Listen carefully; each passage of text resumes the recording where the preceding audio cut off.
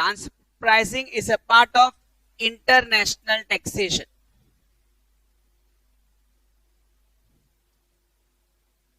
Right, मैंने बहुत पहले टैक्सेशन में दो मेजर चैप्टर्स है जो एग्जाम ओरिएंटेड है. उसमें एक है DTAA और एक है transfer pricing, that is double taxation avoidance agreement और transfer pricing. Now what is the logic of transfer pricing?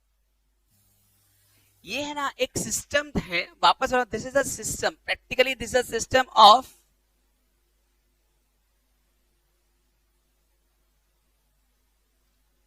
Tax avoidance. मतलब वापस वही लॉजिक, मैं कर रहा था टैक्स अवॉइड, अपने आप को मैं बोल रहा था मैं कर रहा हूं टैक्स प्लानिंग. लीगली वो अलाउड था पहले, और उसे कहीं ना कहीं तो रोकना जरूरी था. नहीं तो अगर इस तरह से होता तो बहुत को तो होता ही, बहुत सारे इफेक्ट आ सकते थे. तो what was the exact logic? Government को सोचो इंडिया की हालत क्या हो जाती, क्योंकि इंडिया बाकी सब कंपैरिजन दूसरी सब कंट्री में इंडिया का प्रॉब्लम एक है, वो क्या है मालूम है? High tax rate. और जब टैक्स रेट ज्यादा होता है ना तो सामने वाले को टैक्स से बचने के रास्ते ढूंढने पड़ते हैं. मतलब नहीं भी होगा ना तो भी कहीं कहीं से वो ढूंढेगा.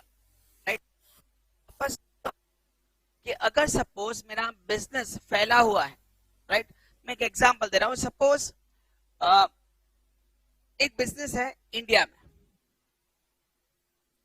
समझो मेरा बिजनेस इंडिया में है और मेरा ही बिजनेस सपोज दुबई में,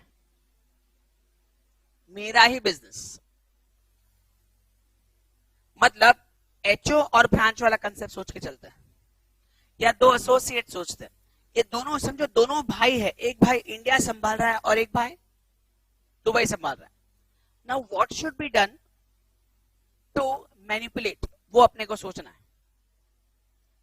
right, what should be done, मतलब मुझे प्रॉफिट का क्या करना होगा. सपोज अगर मैं बोल रहा हूं कि यहां मेरा कॉस्टिंग समझो 100 रुपीज या 100 करोड़ है, या कॉस्टिंग नहीं सोचते हैं, चलो कॉस्ट सिर्फ 10 करोड़ सोचते हैं. कितना है? 10 करोड़. और ये प्रोडक्ट मैं इधर भेज रहा हूं, वापस हो रहा हूं, बेच नहीं रहा हूं, भेज रहा हूं. क्योंकि इंडिया और दुबई में एक ही पर्सन के समझो दो भाई बैठे, तो फ्रेंड्स बैठे, दो दोस्त है, ऐसे ही सोच के चलते हैं कि दोनों एक ही जन है. तो 10 करोड़ की चीज मैंने भेजी, कितने में? असम्पशन पर मैंने ट्रांसफर ही किया 10 करोड़ में. भाई है ना तो अंदर अंदर दे दिया, देख मेरे को 10 करोड़ में, तू 10 करोड़ में रख. राइट, एक ऑप्शन ये है. ये चलो 100 करोड़ में रख, पहले स्टार्टिंग ऐसे रखता है क्योंकि वो ज्यादा हाइक हो जाएगा. 100 करोड़ में दिया, 10 करोड़ की चीज कितने में दी? राइट, और दुबई में के लिए उसका कॉस्ट प्राइस क्या हो जाएगा और दुबई के लिए उसका सेलिंग प्राइस क्या है मैं बता देता हूं. सपोज उसने लिया 100 करोड़ में और बेचा 100 करोड़ में. वापस मैंने कितने में बनाया? 10 करोड़. मेरा सेलिंग प्राइस 100 करोड़, मैंने बनाया 10 करोड़, मेरा सेलिंग प्राइस 100 करोड़. वही चीज मैंने दुबई में अपने ही दोस्त को दिया, उसे 100 करोड़ में लिया और 100 करोड़ में बेच. तो practical in the overall scenario क्या हो रहा है कि यहां का मेरा प्रॉफिट आ रहा है, मैं अभी रफली और कुछ नहीं सोच रहा हूं, 90 करोड़ का प्रॉफिट हो रहा है, जबकि यहां का मेरा प्रॉफिट हो रहा है 0. बरोबर है? यहां तक राइट है. अगर ये मैं पूरा बिजनेस सोचूं, पूरा बिजनेस, अभी इंडिया दुबई नहीं सोच रहा हूं, मेरा प्रॉफिट कितना? 90 करोड़. गुड, तो मेरा प्रॉफिट कितना? 90 करोड़. और अगर सपोज मैं ये सोचता हूं कि इंडिया में राइट नाउ 30% टैक्स है, जबकि दुबई में 0% टैक्स है. Assuming Dubai is a tax haven country, क्योंकि ट्रांसफर प्राइसिंग करने के लिए मुझे ऐसी कंट्री सिलेक्ट करनी होगी जिसका टैक्स रेट या तो 0 हो, या तो लो हो, या तो नो, या तो लो, या तो नहीं हो, या तो कम हो.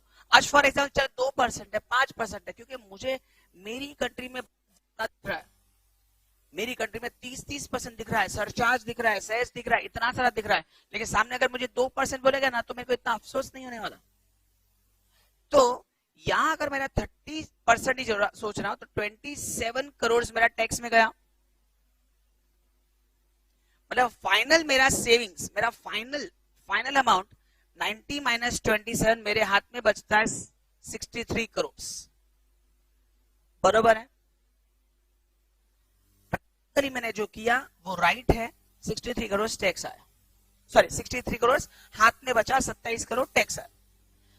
नाउ लेकिन अगर मेरे दिमाग में कुछ और प्लान चलता है, सपोज ये इंडिया और ये दुबई, सेम लॉजिक कंटिन्यू करते हैं वापस। मेरा यहाँ कॉस्ट प्राइस कितना है? I can't change the cost price. कितना है? I can't change the selling price, वो मैंने फिक्स कर दिया। मैं दुबई में 100 करोड़ में बेचने वाला हूं, मैं बनाने वाला हूं 10 करोड़ में, वो तो मेरा फिक्स्ड है। नाउ मैंने सोचा मैं ट्रांसफर करूंगा, तो मैं ट्रांसफर करता हूं 10 करोड़ में ही। क्यों? मेरा भाई है, दोस्त है, एक ही बिजनेस है, भाई भाई तो है। तो मेरा यहां सेलिंग प्राइस कितना हो गया? 10 करोड़, और यहां मेरा कॉस्ट प्राइस कितना हो गया? 10 करोड़। नाउ स्टोरी कुछ और हो गया। ये साइड अगर मैं नेट प्रॉफिट निकालूं तो 0 हो गया, और ये साइड में नेट प्रॉफिट निकालूं तो मेरा 90 करोड़ हो गया। राइट है? यहां तक समझा? अभी वो साइड अगर मैं टैक्स भरने जाऊं तो मेरा 0 आएगा, और ये साइड मेरा टैक्स भरने जाऊं तो भी 0 आएगा। तो ओवरऑल सिनारियो जो मेरा ऊपर 63 बच रहा था, अभी मेरा फाइनल कितना बचा? 90 करोड़। तो क्या मैंने सही किया?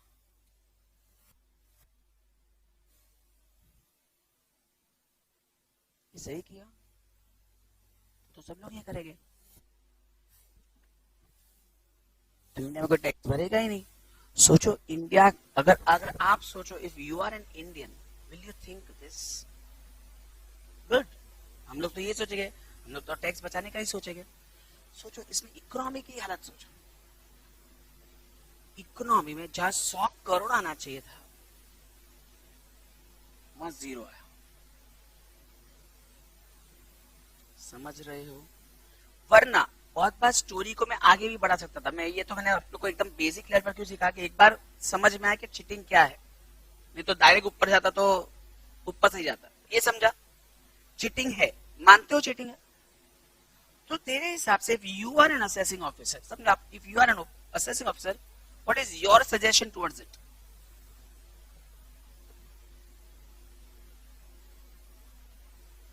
ओके, मतलब क्या, कौन सी चीज? ओके, मतलब you are deciding to change this value, right? मतलब अब ये वैल्यू को टारगेट करते हो, बराबर ना? आपके दिमाग में एक ही वैल्यू जो टारगेट कर सकते हो, क्योंकि ये वैल्यू हमारे बस में नहीं है, ये वैल्यू हमारे बस में नहीं है, ये सब वैल्यूज हमारे कंट्रोल में नहीं है, क्योंकि कॉस्ट तो जो लगने वाला है वो लगने वाला है, और वो कंट्री में जितने में बेचने वाले उतने में बेचने वाले हो। एक ही चीज हमारे हाथ में है, वो है दैट इज ट्रांसपेरेंसी। कितने में ट्रांस बेचना, बेचना वापस ना बोला, बेचना नहीं है, ये भेजा है, इसलिए मैं पहले ही बोला बेचा नहीं है, भेजा है। कितने में दू, that's arms length price, that is transparency. और ये फिक्स करना ही चैप्टर का मेन रूल है, उसूल है, जो भी सब पूरा चैप्टर का मेन थीम इसको लेकर है। ये क्या होना चाहिए, बस उसके अलग अलग मेथड्स समझ में आ ये। क्योंकि अगर समझो अभी जैसे आपके हिसाब से ओपिनियन 12 12 12 11 12 क्या होना चाहिए?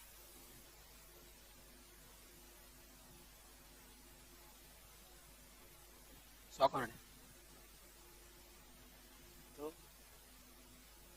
और कुछ ओपिनियन मांग रहा हूं।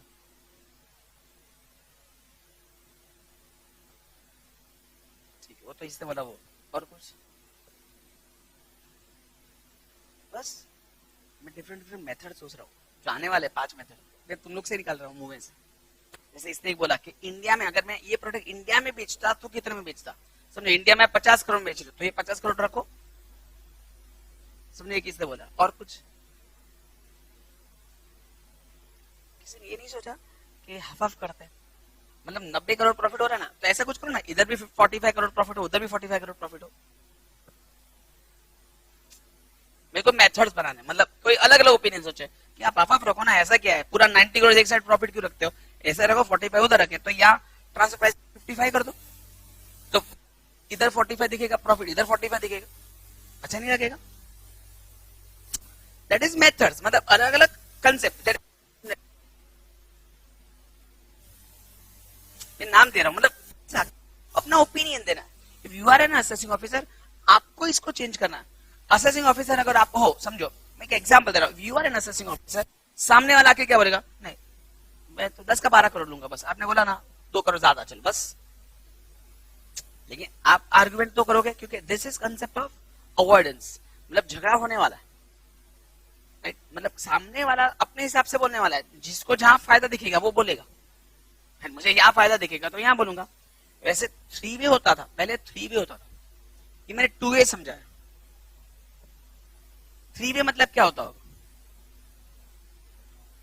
मतलब सपोज इंडिया से मुझे बेचना था अजम्पशन पर, सपोज ऑस्ट्रेलिया, राइट? मुझे बेचना कितना था, ऑस्ट्रेलिया। सेम लॉजिक, वहां से 10 का इधर 100 में आ रहा था, लेकिन मेरा दोस्त ऑस्ट्रेलिया में नहीं है, दुबई में, तो मैंने क्या किया, उसको दिया, उसको 10 का 11 में दिया, और तू 11 से 100 में बेच, मतलब मैं 1 करोड़ कमाऊंगा और वो 89 करोड़ कमाएगा। एक्चुअली कैसे करना था, इंडिया से ऑस्ट्रेलिया, लेकिन मैं ये जानता था कि अगर मैं ऐसा करता तो क्या हो जाएगा, टैक्स आ जाएगा। तो टैक्स करने के लिए मैंने अपनी ब्रांचेस खोलना चालू कर दिया टैक्स हेवन कंट्रीज में, जिसमें सबसे कॉमन एग्जांपल तो मॉरिशियस। इन लोगों ने क्या सोचा कि ऐसी कंट्रीज में खोलो, उसको कोई फर्क ही नहीं पड़ता। अब वहां 10x10 का एक ना जगह ले लो और आप बाहर दो कि मेरा ये ऑफिस है उधर मॉरिशियस में, और खाली ऑन पेपर्स दिखाओ मैंने गुड्स उसको भेजा, उसने उधर दिया। आप समझ रहे हो, सिर्फ बुक एंट्री पास करने के लिए असेट को घुमाने की कोशिश करो। बड़े बड़े लेवल ऑफ चीटिंग बढ़ना चालू हुआ, और भी बहुत चीटिंग आए। चीटिंग का अगर कंसेप्ट चालू करूंगा तो बहुत सारे नए नए नए चीटिंग चालू हुए। ये तो मैंने सेलिंग प्राइस में बोला, कॉस्टिंग में हुआ, परचेज में चालू हुआ। अभी एग्जांपल सोचो, ये खाली एक चीज उल्टा सोचता भी, सपोज चलो मैं इंडिया में हूं और मेरा दोस्त सपोज इजराइल, राइट, वहां है, मुझे वहां से एक मशीनरी मंगवाना है। क्या मंगवाना है, मशीनरी। समझो ये कंट्री में अजम्पशन पर टैक्स रेट नहीं के बराबर है। मैं एग्जांपल दे रहा हूं, समझो यहां मशीन मिल रहा है 4 करोड़ रुपए का। कितने का, डायरेक्टर्स आज भी ये सब चीटिंग करते हो गया, मैं अभी भी बोल रहा हूँ, बड़ी बड़ी कंपनीज में करते ही हो, मैं आज भी बोल रहा हूँ। दो एंगल से सोच सकते हैं, एक ये सोच सकते हैं टैक्स 0 है, एक ऐसे सोच सकते हैं कि डायरेक्टर का सगे वाला उधर रहता है। समझो इजराइल, राइट, मैं किधर हूं, इंडिया में, मुझे एक मशीन मंगवाना है, मैं भी चीटर ही हूं, मुझे मशीन मंगवाना है किधर से, इजराइल से। वहां सपोज मेघ उधर बैठा है, किधर, इजराइल में, वो 4 करोड़ में मुझे बेचने को तैयार है। लेकिन मैं सोच रहा हूं 4 करोड़ में लूं, नहीं, ऐसा नहीं करते। तो मैंने पुरु को उधर भेजा, पुरु या तो मेरा भाई है, मेरा दोस्त है, उसको उधर भेजा, सेटिंग करने की कोशिश कर रहा हूँ। मैंने पुरु को इजराइल भेजा, उसको उधर वाला तो कंपनी चालू कर, और तू वो मशीन इससे 6 करोड़ में खरीद 4 करोड़ में, सॉरी खरीदने में 4, तूने 4 करोड़ में खरीदा, तूने इसको 4 करोड़ में बेच दिया, बराबर है? क्योंकि मेघ ने तो 4 करोड़ में मेरे को बोला था, उसने उसको दे दिया 4 करोड़, और मैंने पुरु से 6 करोड़ में लिया। नहीं समझा?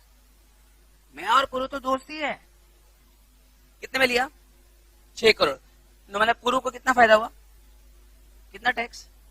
0, अज्यूमिंग वो कंट्री में टैक्स नहीं है तो 0 आ गया। मैंने यह कितने में लिया? अभी डेप्रिसिएशन कितने में क्लेम करूंगा? मैं यहाँ अपना एक्सपेंस बढ़ा दूंगा। मेरा जो डेप्रिसिएशन, मतलब वो तो समझो मेरा भाई है, मतलब 2 करोड़ तो मेरा सेटल हो गया। मैं डायरेक्टर हूँ, इधर वाले को पता चलने वाला है, इधर मैं बोलूंगा मशीन परचेज फॉर 6 करोड़। कौन पूछने जाने वाला है? कौन जाके पूछेगा? कोई शेयर होल्डर जाके पूछने वाला है कितने में लिया? नहीं। और 2 करोड़ अपना तो आ गया, मेरा उधर ही, बाद में एडजस्ट करते हम लोग। समझ में आया? मतलब ये तो लॉजिक राइट है। मतलब मैंने उस, क्योंकि मेघ मेरा रिश्तेदार नहीं था, तो मैं मेघ को 6 करोड़ देता तो वो तो खा जाता, राइट? लेकिन ये मेरा रिलेटिव है, तो मैंने बोला देख तूने कितने में लिया? 4, अपना ही है, अभी तू 6 करोड़ आ गया, 2 करोड़ एक्स्ट्रा आ गया ना तेरा, रख, वो बाद में हम लोग 2, 5, 6, 10 साल बाद एडजस्ट कर लेंगे, उधर ही पैसा पड़ा रहेगा। This story goes on. Director कमाते हैं। ये 2 तरीके से होता है। अगर मैं डायरेक्टर के पास जाऊँ तो चीटिंग हो सकता है, या बड़े बड़े लेवल पर यही एसोसिएट्स करते हैं। अगर ये सेम लॉजिक एसोसिएट्स होता तो, वो मेरा एसोसिएटेड होता तो मैं क्यों मशीन खरीदता? क्यों खरीदूं मैं मशीन? मैं को 4 करोड़ में 4 करोड़ का फायदा होगा, उससे अच्छा मैं क्या करूंगा? खरीद 10 करोड़ 8 करोड़ में, और तू मेरे को भेजना। तू तो कॉस्टिंग दिखा देगा कुछ भी, और मेरे को इधर भेज देगा, ऑन पेपर्स दिखा देगा, मैं भी लिखूंगा machinery receive from associated enterprises 6 crore. कौन जाके पूछेगा? कोई नहीं। और इस हिसाब से मेरा पैसा इधर से उधर ट्रांसफर हो जाए। ये मैंने परचेज में समझा, ये मैंने किस में समझा था? सेल्स में। मतलब कॉस्टिंग को प्लानिंग करना, इट्स अप टू यू। अभी ये अवॉइडेंस है या इवेजन है, वो आपका नजरिया, वो आपका नजरिया। अभी आप सोचो गलत है या नहीं है, वो आपका लुगा। प्रैक्टिकली अगर असेसिंग ऑफिसर को डाउट गया तो हालत खराब कर देगा। मतलब अगर असेसिंग ऑफिसर ने प्रूव कर दिया कि ये मशीनरी वहां 6 करोड़ नहीं 4 करोड़ में मिल रहा है, इसको बना रहे हो, अगर उसने प्रूव कर दिया तो फंस गए, वरना it's up to you, right? क्योंकि ईमानदारी से तो बनू को इंडिया में ऐसा हो सकता है कि बहुत बार ऐसा होता है ना, एमआरपी तो 6 करोड़ ही लिखा है, लेकिन इसको 4 करोड़ में मिल रहा था, और तू तो मेरे को एमआरपी पर देगा। इंडिया में तो ये कॉमन है, एमआरपी मार दो एकदम 500 रुपया और फिर बेचो 300 रुपए में। फिर मैं इधर, इंडिया में चलता है ऐसा।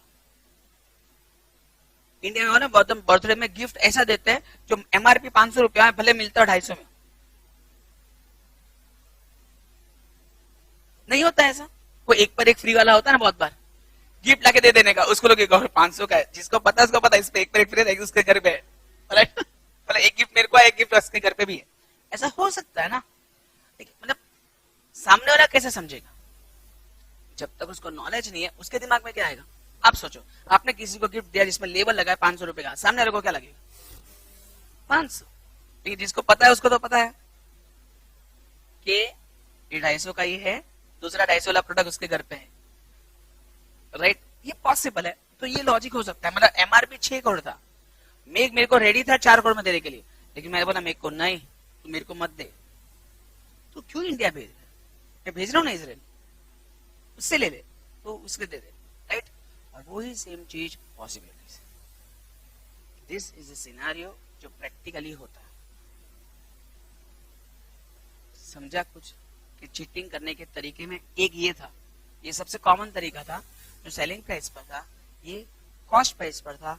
इसके अलावा 10 अलग अलग चीटिंग है।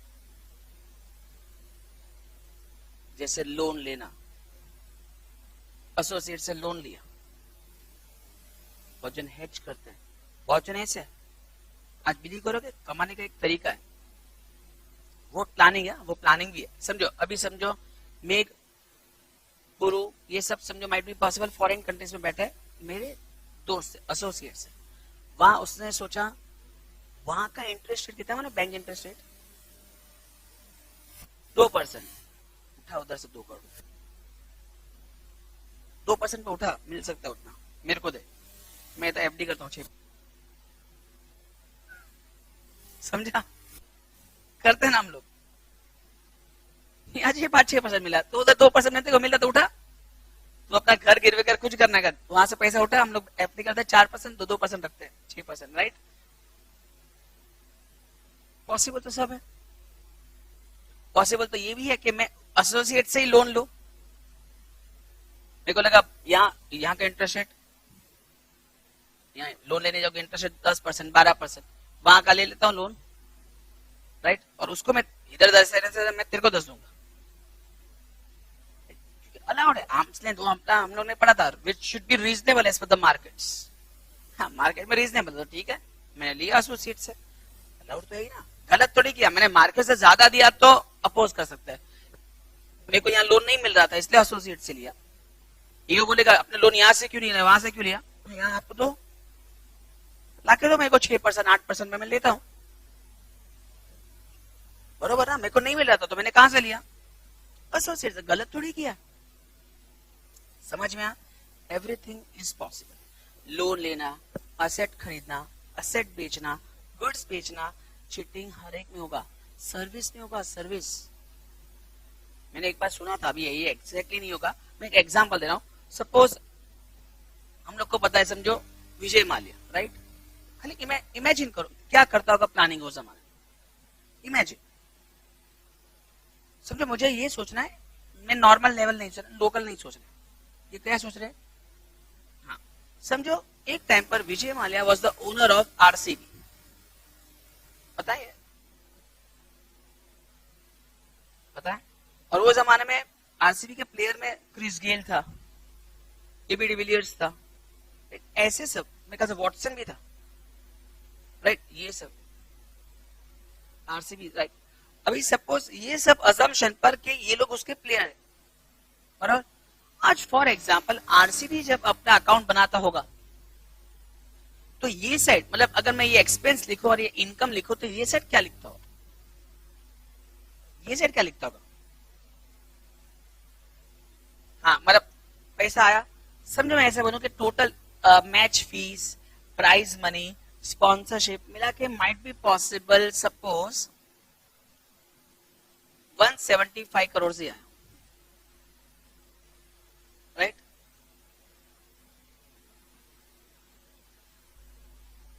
इतना रन खेलने मारा था, हाँ राइट, 175 करोड़, राइट, सपोज इतना ही आया, और सामने उसने सपोज क्रिस गेल को अमाउंट दिया होगा, या सपोज उसने, अभी मैंने किसका नाम दिया, एबी डिविलियर्स का अमाउंट दिया होगा, सपोज उसने वॉटसन को अमाउंट, सपोज मैं एग्जांपल दे रहा हूं, एक ऑस्ट्रेलिया, एक वेस्ट इंडीज और एक साउथ अफ्रीका, मैं ऐसा सोच रहा हूं, राइट, सपोज इसको 15 करोड़ दिए, या इसको समझो 10, या इसको भी 15 करोड़ दिए, और इसको समझो 15 करोड़ दिया, एग्जांपल दे रहा हूं, तो मैंने 45 करोड़ क्या ट्रीट कर लिया, एक्सपेंस। मैं क्रिस गेल को समझाऊं, एक काम कर, अपना 10 करोड़ ही, राइट, वॉटसन सबको क्या बोल दिया, अपना 10 करोड़ है याद रखना, तो बोला 15 करोड़, तो खाली रख 15 करोड़, अपना कितना है 10 करोड़, मतलब एक्सपेंस 15 करोड़ हो गया मेरा, फिर तू क्या कर, यहां से जो पैसा एक्स्ट्रा मिलता है 5 करोड़, वो अपनी कंट्री में जाके मेरे नाम पर बाजू में प्रॉपर्टी ले ले, अपने घर के बाजू में, तो मैं आऊंगा तो रहना मिलेगा मेरे को, राइट, ऐसे विजय माल्या की बहुत सारी कंट्रीज में प्रॉपर्टी, और अभी मैंने यहां से घपला किया, कर सकते हो, यस,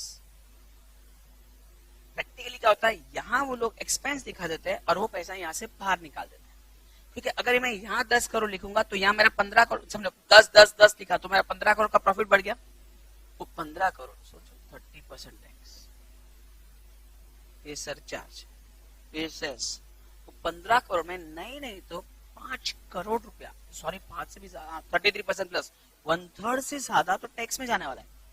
तो 5 करोड़ गवर्नमेंट को देने से अच्छा क्या है, इन लोग को दे दो और ये लोग कोई चीटिंग नहीं करेंगे, राइट, क्योंकि उन लोग को पता है कि ये सब प्लानिंग चलता है। पर इंडिया से बाहर पैसा लेकर जाने का ये आसान तरीका था, बहुत कॉमन है, बहुत कॉमन। ऐसे ही सब लोग फॉरेनर्स को इधर नहीं बुलाते थे, या तो कोई फॉरेनर्स प्लेयर्स को बुलाते थे, पहले बहुत एक्टर एक्ट्रेसेस बाहर से आते थे। आप उन लोग को पेमेंट दिखाओ और पैसा यहाँ से निकाल दो। यहाँ वाले को दोगे तो उसे यहाँ टैक्स भरना होगा, तो मेरे साथ चीटिंग क्यों करेगा, तो वो भरे या मैं भरूं, किसी को तो भरना हुआ। लेकिन बाहर एक बार निकल गया, और अगर भी सपोज ये भी सब कंट्रीज जैसे मेरे साथ, ये सबके साथ अपना DTAA सब कुछ है, तो उनका टैक्स रेट भी कम होता है।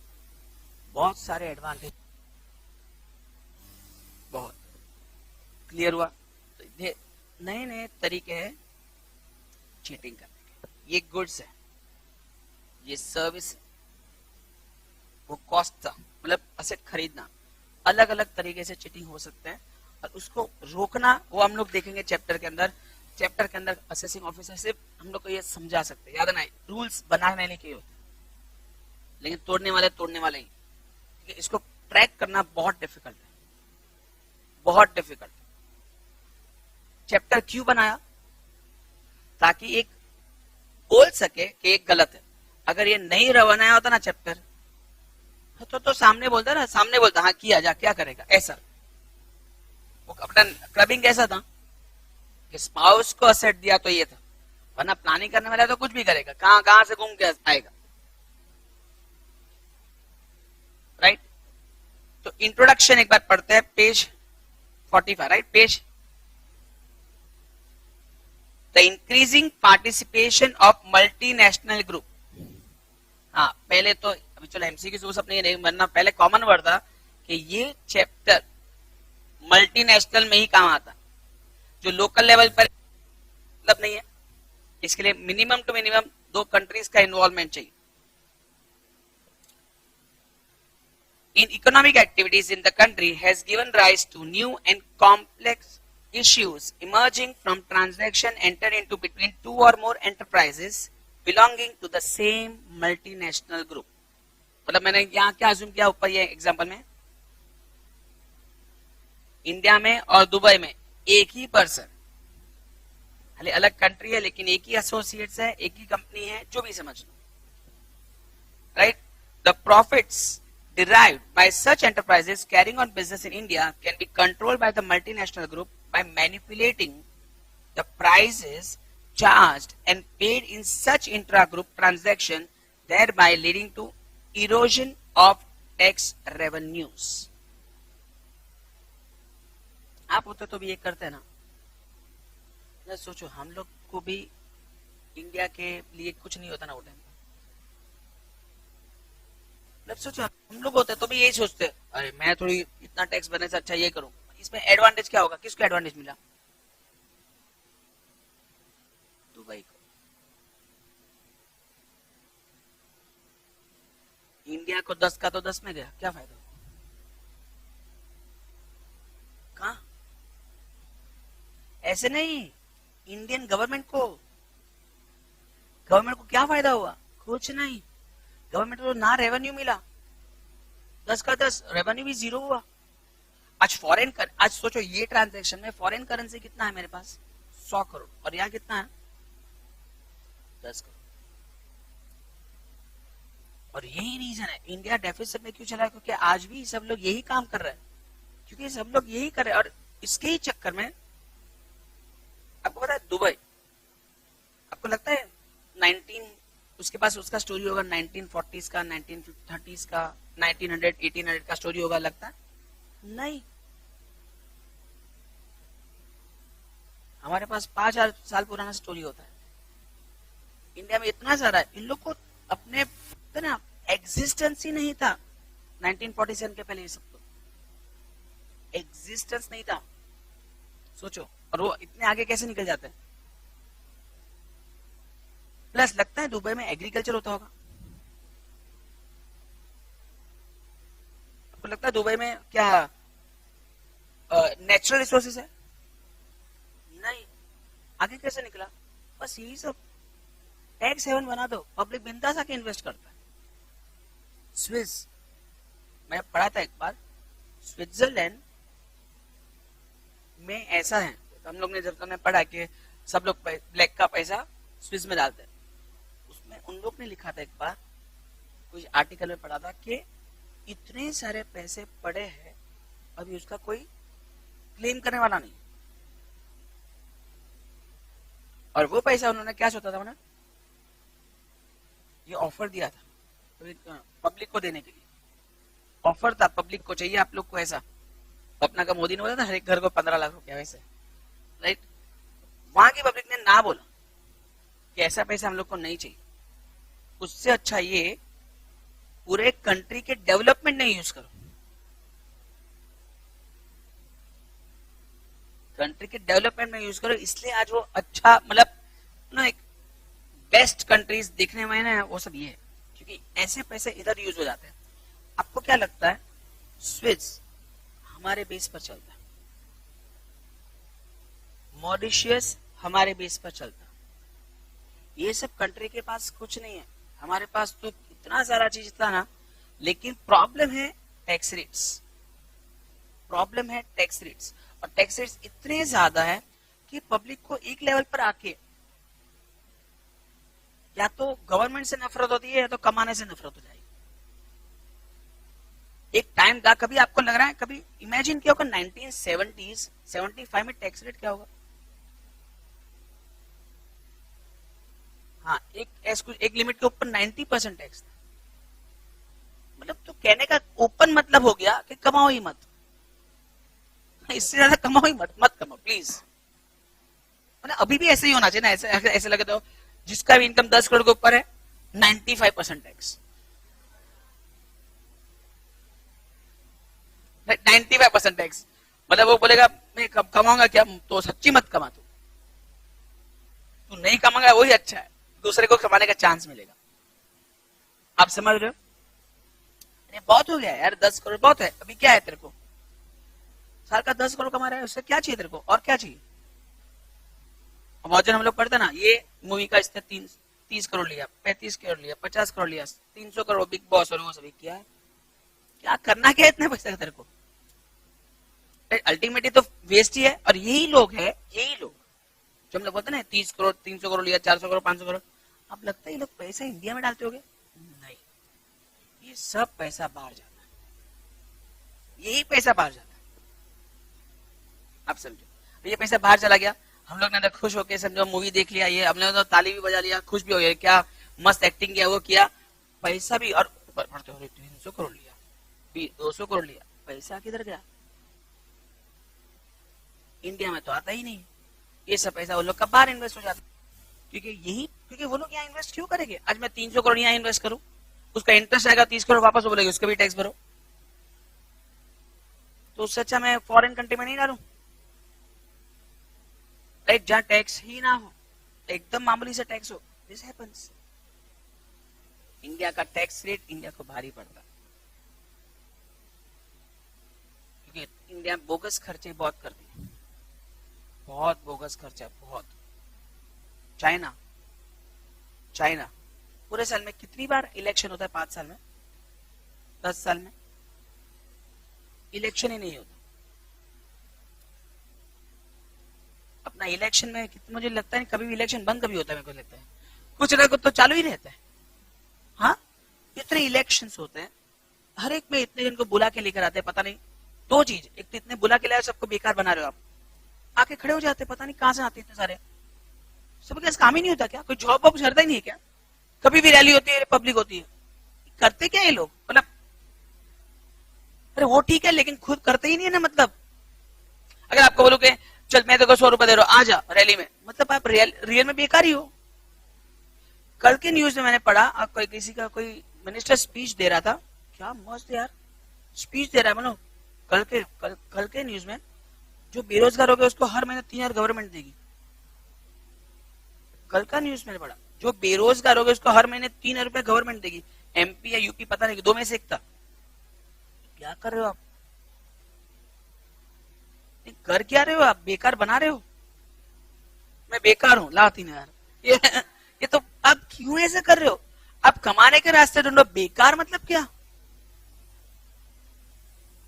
मैं बेकार हूं तो मेरे को 3,000 मिलेगा, ये क्या मतलब? किसको बढ़ावा दे रहे हो? तो कल कल एक एग्जाम है ना, कल या परसों गुजरात में एक एग्जाम थी, वो पोस्टपोन्ड हुई। वो होते ना सचिवालय महासचिवालय एग्जाम। कितनी जनता एग्जाम में बैठने वाले? 10 लाख। और पोस्ट कितनी खाली मालूम है? 3,809।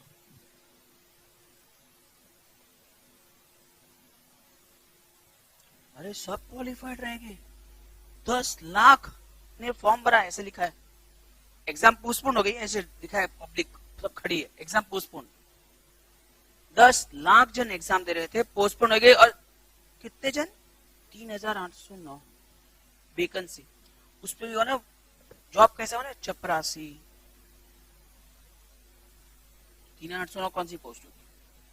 उससे सब आ गए, चपरासी भी आ गया, झाड़ू वाला भी आ गया, कोई आरटीओ भी आ गया, ऐसे सब होता है ना, ऐसे सब। 3,809 पूरे स्टेट पे कितने जन गए? अगर सब में मैं 500 भी रखा तो भी हो गया 6 पोस्ट पर। सब थोड़ी टॉप लेवल पोजीशन पर है, तो ही 10 लाख एग्जाम देंगे ना। नहीं तो टॉप लेवल पोजीशन में उतने एग्जाम नहीं होते, क्योंकि उसमें बहुत अमाउंट ज्यादा होता है कि उसका कम से कम ये होना चाहिए, वो होना चाहिए। इसमें तो सब होते अबाउट 12th।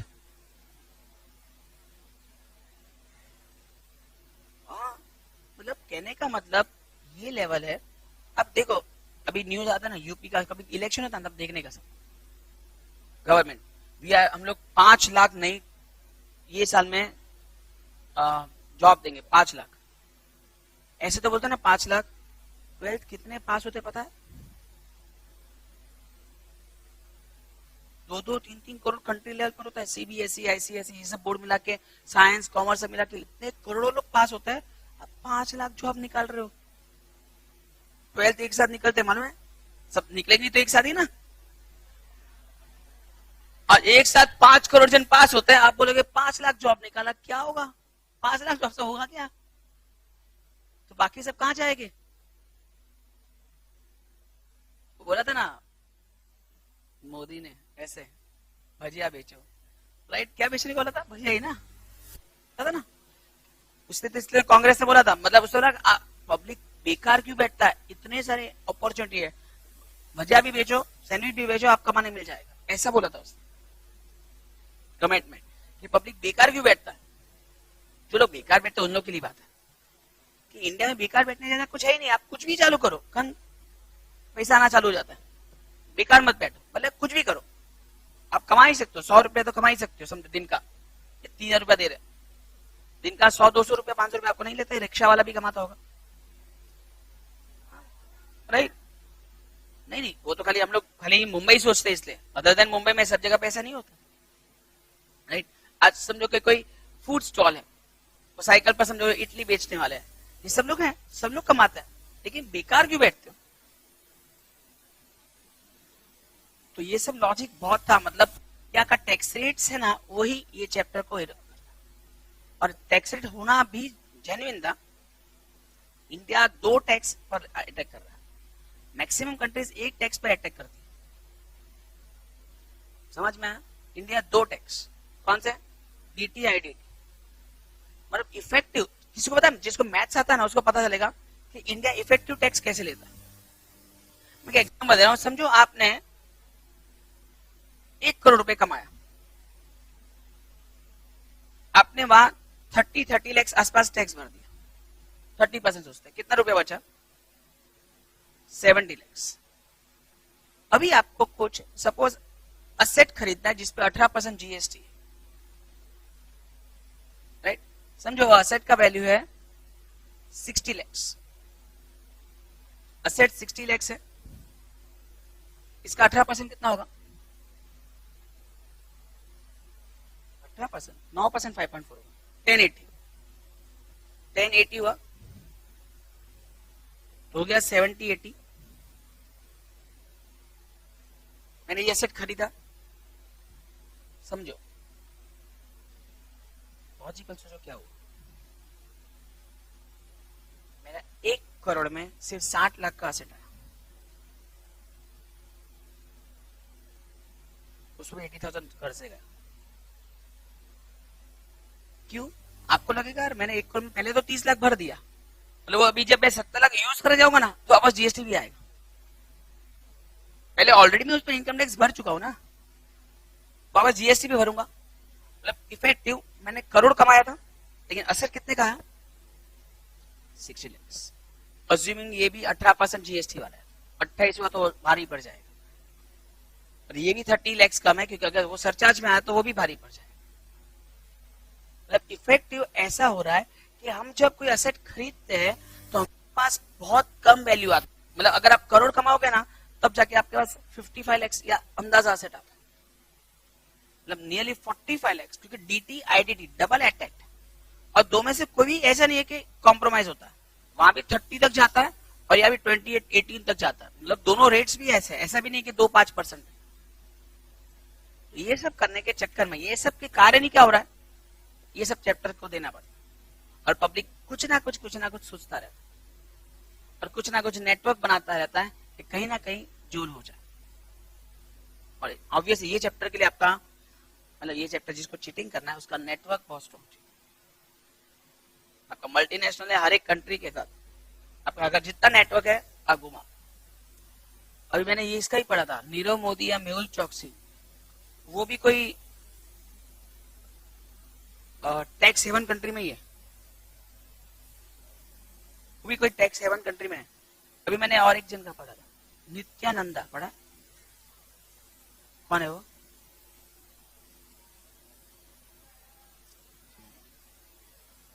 हाँ, अपना कंट्री बना, बाबा था इधर, वो उसमें सब केस हुआ। हाँ बाबा था,